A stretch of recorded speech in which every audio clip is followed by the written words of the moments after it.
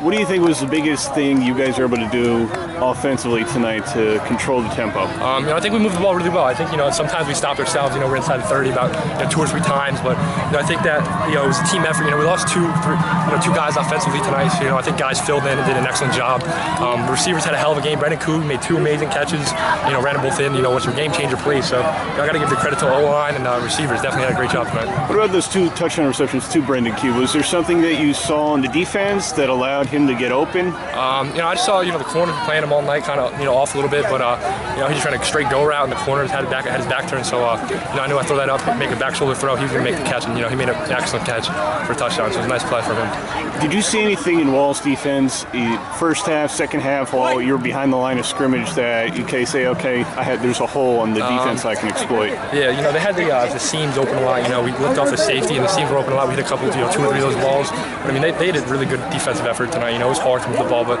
we executed and we did what we had to do to win this game. They had a pretty good pass rush on you at certain times tonight as well.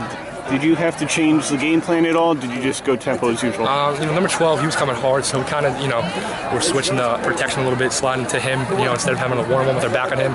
He's a hell of a player. He was coming hard. So, overall, the O-line did, what they did what they had to do so we could get this win.